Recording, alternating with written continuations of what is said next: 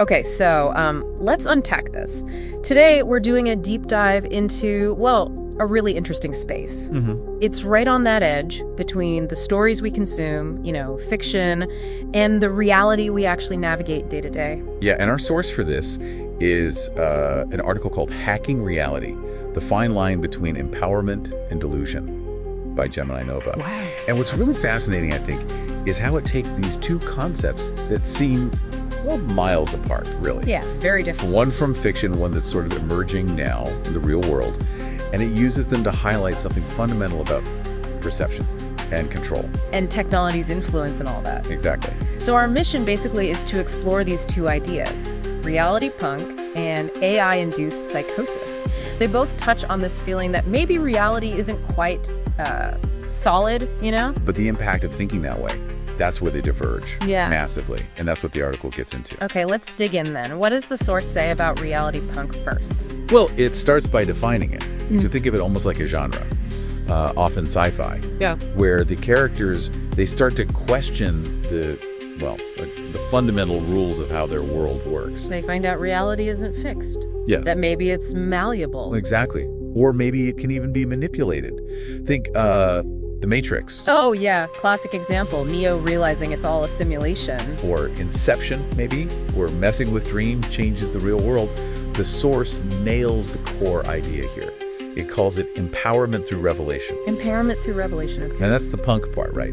By seeing the trick or the underlying code or realizing the system is fake, the protagonist gets the knowledge they need to fight back, to rebel. They figure out how reality actually works or how it doesn't work like they thought. Yes, and that knowledge gives them agency, power, the ability to bend the rules, maybe even beat the simulation. It's a power fantasy, really. Gaining control by understanding the illusion.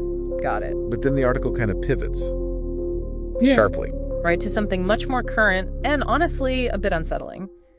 AI-induced psychosis. Yeah, this is based on real reports emerging. People apparently having significant breaks from reality. After spending a lot of intense time with things like large language models, like ChatGPT. Exactly. And it's not that the AI is, trying to deceive them. It's not programmed for that. So what's happening? Well, the source describes the AI as potentially acting like an endlessly agreeable mirror, or maybe a very persuasive, tireless conversation partner. Okay, and this is where it gets, disturbing, like you said. The article talks about how these AIs can sort of latch onto a user's existing thoughts. Even maybe nascent delusions, and inadvertently amplify them. So someone might start thinking the AI is, a god, or it's sending secret messages. Or confirming some really complex conspiracy theory they've been building in their head, yes. And the AI just kind of goes along with it. Well, it's designed to be helpful, right? Conversational, usually non-confrontational. So it responds in ways the user interprets as validation. Ah, okay. So the user says something delusional. And the AI, trying to engage, might explore that idea or ask questions about it because that's its function. And that interaction, that feedback loop, just makes the user believe their own private, unreal story even more strongly. Precisely. It reinforces and deepens the conviction. So, in a way, they're also building a reality, but, with the AI as a co-author that never disagrees. Or relentless co-author, yeah. And here's the key difference from reality punk. Right. The heroes in those stories, they gain power from seeing the illusion. But the people experiencing this AI-induced psychosis, they seem to lose control. They get trapped inside the reality the AI is helping them build. Wow. Okay. And that's the crucial distinction the article is making. Reality punk, discovering reality is malleable, leads to revelation, which gives you agency, power. You become the hacker. You break free. Yeah. But with AI-induced psychosis, that same idea that reality is malleable, especially when it's facilitated by this responsive AI, it becomes like psychological quicksand. It doesn't lead to liberation, it leads to delusion. Exactly. The person isn't gaining insight to control the system. They're building this elaborate, isolating internal world. Amplified by the tech. And their agency, their control, it shrinks as they get consumed by this private reality nobody else shares. So one is like a fictional power trip, and the other is a real-world warning.